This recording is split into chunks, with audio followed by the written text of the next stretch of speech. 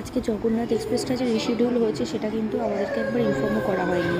তাই আজকে আমাদের যাওয়ার কথা ছিল শালিমার পুরী এক্সপ্রেসে পুরী।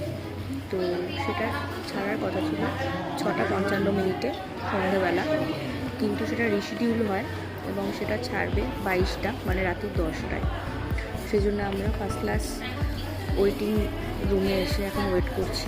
এমনি ওয়েটিং রুমটা বেশ ভালো, পরিষ্কার পরিচ্ছন্ন। আমি ছবি তুলেছি, সেটা ভিডিওর সঙ্গে অ্যাড করে দেবো।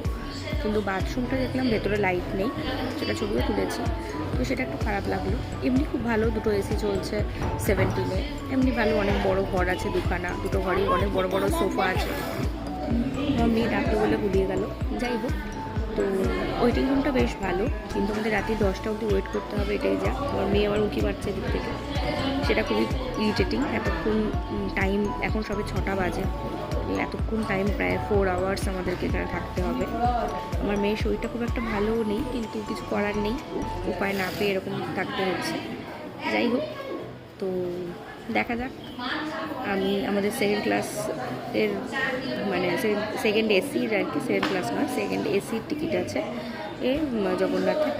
তো সেটারও রিভিউ দেবো ট্রেনে উঠে। বাট এই মুহূর্তে এখানেই ওয়েট করা ছাড়া কোনো উপায় নেই। Hope for the best. Thank you.